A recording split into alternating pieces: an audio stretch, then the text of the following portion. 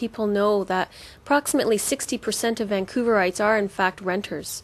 The majority of people in this city rent. So it's very important that when we're thinking about housing, we're thinking about a continuum and a diversity of housing types to ensure that everyone has a place to live so that we have a diverse and healthy city. Of those 60% renters, the majority of them are living in housing that's unaffordable. Vancouver consistently has among the highest rents and the lowest vacancy rates in the country. So this means that it's a pretty tough place for renters to live. Half of all renters are paying more than 30% of their income on rent, and 30% is the benchmark. If you pay more than that, then your housing is considered unaffordable. And 1/4 pay more than 50% of their income on rent. And this is just staggering when you think of how much money is left over to pay for food and transportation and all the other necessities of life. Affordable housing is getting worse. BC Housing's overall wait list is just under 10,000 households right now. I don't know how many of those are in Vancouver, probably a very large number of them. Homeless on the streets, to live for love, but just for the elite. With broken hearts we see the rise of frostbite and TB. You've frozen social housing court, and so you've frozen me.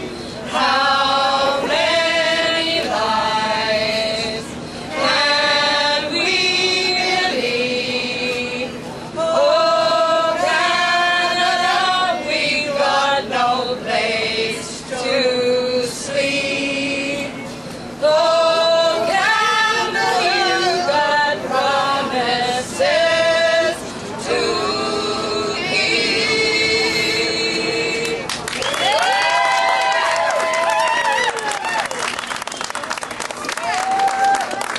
What's David Cadman doing at First and Commercial here today? Well, obviously I'm in my neighborhood, and this is the place where the Stand for Homes began, and now it's spread to 88 communities across this province. And what it is citizens coming out and basically saying to the federal government that has not been providing social housing since 1993, it's time to get back into it. We've got a massive homelessness problem here. It's costing more to have homeless people than it does to house them. We're paying through the hospital system, through the healthcare system. Okay, what does the city have to do with homelessness? Well, the city's got a lot to do with it in the sense of all the homeless live in the city. We have 8 cents of the tax dollar, the provincial government has 42 cents of the tax dollar, and the federal government has 50% of the tax dollar. It's the federal government program. It's the only OECD country that doesn't have a housing strategy. The provincial government is then supposed to write down the rent on those, and we provide land. And we have provided land for 12 new housing projects across this city. In Prince George, we approved $4 million for supportive housing. We thought we had a piece of land available. Unfortunately, the land wasn't rezoned.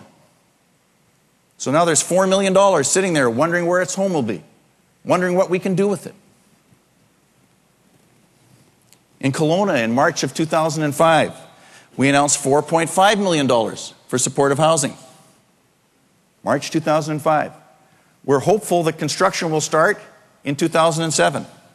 We are hopeful that occupancy will be available in 2008. This is tough stuff. And for us to truly solve the problem, we all have to be part of lifting our way towards a solution. We will pay, we will invest, we will assure that there are resources there. But really, it is your part of the deal to make sure that we get the job done. All of these things, land costs, building costs, processing costs, and time, are working against what we all say we're for: affordable housing. I hear Gordon Campbell saying we have millions of dollars and lots of projects ready to go, but the cities are not zoning it properly. Do you know anything about what? Well, it's nonsense. We have got land, it's zoned properly, it's ready to go, and what we don't have is federal money or provincial money to make it happen. And the capital cost, the most expensive element of a housing strategy right now is land. We in the city are providing the land, and so we're able to do that. But what we're not able to do is provide the capital for building or the subsidy to bring the rent down so that poor people can live in those homes. And that's the federal and the provincial government Yeah. who do that. All right. And why today and not last week or next week? Well, it's every week. It's every week. Okay. So this is not something that's going to go away. And this year is a particularly important year because we have both a civic election and within a year a provincial election, and in all likelihood within that time frame a federal election. So if we begin to really focus our attention on housing and make this an issue that the politicians really have to take a position on, hopefully we can get it. And people are looking at you and saying, but you're the politician. What are you going to do about it? Well, what I am doing about it is A, pushing to preserve the single room occupancy so that we don't lose housing stock. B, putting a moratorium on the conversion of rental housing to condos, in other words, strata titling them, so trying to hang on to what we have. And C, we put $175 million into housing in this city right now. It's not good enough. It doesn't meet the needs, but that's what we've done. The provincial government is going to say, but we just put some millions of dollars to buy some hotels in downtown, didn't we? Yeah, and that doesn't provide a single new housing room. It simply means that the people who are in those units are relatively secure now that they won't be put out. All right. George Abbott tells us because of cuts in taxes, we'll hold up all our axes and cut such pillars as housing for the poor, and then we'll cut and cut some more. Mr. Abbott, we could provide for. You're holding back the housing that these folks could die for. George Abbott, we're watching you. We're watching you. The right of people to recall politicians is still in the back shelf? I just don't think that's going to happen in this country at this time. Not in our lifetime. I don't think it's going to occur anywhere. I mean, you can't. I don't think you can tell me. In Cuba they have it. And in Venezuela they have it. No, but when you say they have it in Cuba, the number of candidates that they can choose between in Cuba is very limited. And there's other problems. Yeah. Voters' right to recall through perpetual elections, parties' right through proportionality, ward system, present system is fine, no need for change, don't know, undecided. Voters' right to recall. All right, so would you advocate the implementation of recall at the city level like we have in the province, or better? Oh, it would have to be much better.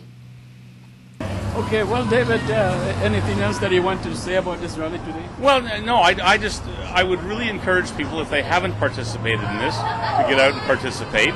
And more importantly, I would encourage people to mobilize their email networks, their communication networks, to say to the federal, provincial, and civic politicians in their jurisdiction, housing is the principal crisis that we have to focus on right now. We want your full attention focused on it. We want your resources at municipal, provincial, and federal to go into this. And the municipal share is what? Well, we get 8 cents of the tax dollar. No, the share for housing. Well, I mean, what we've traditionally done is put up the land, and traditionally the federal government has put up the capital, and traditionally the provincial government has subsidized the rents. And how much land do we have as Vancouver City? We've got lots of land. We have a total of 22 sites that are available for housing now, 12 of which we've already turned over to various housing projects, but leaves us 10 more and the option to buy additional ones. But there's no point in buying additional land if there's no capital to put housing on it. Oh, but we have, you said, extra 10 lots, Yeah, so there's we've no got urgency to go buy more. Well, I think there's always an urgency because the need for housing is far outstripping our ability to produce it. So what we have now, the West End is being threatened by a whole group of people who are coming in and buying up rental accommodation and wanting to turn them into condominiums. Well, what that will mean is we'll have a diminished rental stock, which will mean that more and more people will go down and look for the rental stock that's now available to poorer people. The price goes up. Yeah. All right, well, thank you very much. Pleasure. David, and wish you well. Thanks. And our community, and I know that most of you are as overjoyed as I am to make this happen. There's a lot of things that we don't know yet about what's going to happen at Woodwards. We do know that there will be co-op housing in it. The rest of it, we're working with people day and night to find out what their ideas are and what we can bring to the table to make this truly the greatest redevelopment that Canada has seen in the urban area. Practically and symbolically, the Woodwards building is pivotal to the downtown east side. In November of 2004, the federal and provincial governments came together with $84 million for additional support for housing across the province. In December of that year, December of 2004, we announced there'd be $27 million to help create 200 new units in what's called the Woodwards Project in Vancouver. That project will have construction started in 2007. The units will be ready in 2009. That's 5 years. Think of that. That is longer than it took us to fight 2 world wars and win them. And that's not good enough. It's not good enough for us. It's not good enough for the people that we're trying to serve. 5 years. And in fact, this building does not belong to one person or to one group of people, but to rather all of the city and all of the community, and we have to recognize that. The landmark sign that we see up there has sat on that building since 1958. And it has served as a beacon for the people of Vancouver and the downtown core for all of that time. Unfortunately, 10 years ago, the light went out on that sign. And with that, the light went out from the heart of that building because it became empty and deserted. Until the squatters were there. And we all know what happened after that. One by one, the other lights that shone in the building in this neighborhood went dark. Make no mistake, it wasn't the squat. It wasn't anybody in particular that made this happen. It was the citizens of the downtown east side and the citizens of Vancouver that said, look, we've got to bring this back. We have to make this part of our heart and heart of our soul. So it's fitting tonight that we gather to relight this sign, because the relighting of this W symbolizes a new beginning for this important site.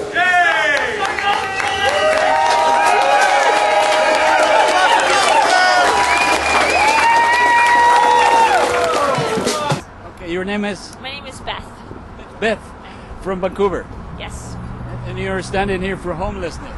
Well, against homelessness. Yeah. Against homelessness. Yeah. Is there homelessness now? There is a lot of homelessness now, and our pamphlet has more information about that that I don't know off by heart. Right.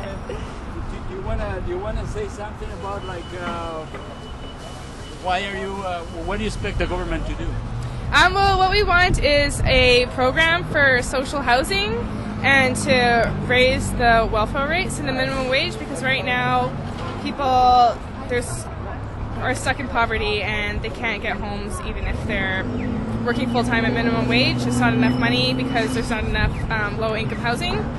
So the stand is a call on the government and the city to provide more social housing programs. Okay, and the government of British Columbia says we are putting millions of dollars for social housing. How much more do you want? Well, we want enough to actually house people. So they've made a lot of promises, but they haven't followed through on a lot of them. Like, they have created some social housing, but at the same time, housing is also being demolished to make way for like new hotels and like luxury condos. So yeah, there has to be enough housing, because right now, as it is, there isn't. So you want the government to do more social housing. And your name is? My name is Carla. Carla, thank you very much. Thank you.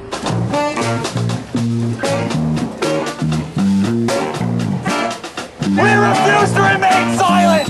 Who here refuses to remain silent? Sleep on the streets! We cannot allow the police force one more day ruling the downtown east side when they beat our brothers and sisters! Your name is? My name is Nathan. Nathan, And what are you doing here at Broadway and Commercial? Well, we're part of a group, part of the citywide housing coalition, and we're standing for homes, basically. We're advocating for more socially, government-funded social housing. All right, because there's not enough? That's true. There is not enough. There's people being evicted currently because of the lack of funding and selling public homes from the government to private developers. So, you would like to see more social housing, more money. What should be the criteria for people that receives assistance or social housing? Those who need a home and are currently without one because it's a health crisis, and as well as those who are on welfare and need assistance. And you expect the politicians to bring some changes? There's hope, I think. And if they don't do it, what can you do about it? We can continue to organize and raise awareness of people. We've been protesting for the past 20 or 30 years since I remember. Since I was little, I remember people protesting for better social services. And there were better social services, 2 decades ago, as far as social housing. And it's continually eroded, so I think we should at least get back to the standards that we had at the early 90s. The 70s, 80s. Yeah. Before you were born? Yeah. I wouldn't even remember that, so. Yes. Do you think that if politicians offer to do some more social service, and once they are elected, they forget about it, you think we should have the right to recall them? To recall? The politicians? Yeah. That would be ideal to, hold them for their promises. And do you want to change the world? Go beyond protesting. Register your opinion on ourpolls.ca. Let it be counted. On Elections Day, don't give away your right to make decisions. Demand an ongoing direct democracy. When you participate on our social consciousness, we will change the world. That would be interesting. Because then you could recall them. You could say, well, you told me that you're going to bring more housing. Yeah. 6 months down the road, that politician's not doing anything about it. Do you think you have the right to say... I think referendums are a good thing, yeah. A recall is a form of referendum. A referendum is usually understood as voting on an issue. Recall is voting on a politician, so it's the same thing. So you would like that? I think so, yeah. That would be ideal if somehow we could implement that, yeah. Thank you very much. Oh, thank you. You told me your name? I'm Nathan. Nathan? Nathan. All right. Thank you. What's your name? Pedro. Okay. Well, if I were elected, I would use the funds in the Property Endowment Fund, which is it's a fund that's both land, so fixed real assets and money, and it totals around 1.5 billion, I think, somewhere in that area. And I would begin to use parts of it, and it would take some study to figure out how we can do this in a sustainable manner to basically begin to buy up the SROs from the slum landlords and the single room occupancy hotels from the slum landlords, and turn them into self-governing co-ops where the residents govern the co-op. We go in and renovate them so they have a kitchenette and a shower per room, and we make them much more livable places for people to reside. That would be the first step. Then the second step would be to use some of our lands, such as the publicly owned lands we have here in Southeast Falls Creek, where we have about 25 acres that will be park and 25 acres that's city-owned land, to house people. I think in a city as wealthy as ours, to have this kind of housing crisis is it's unforgivable. It's not proper, it's not socially just, and it's not healthy for the city either, for any of the residents.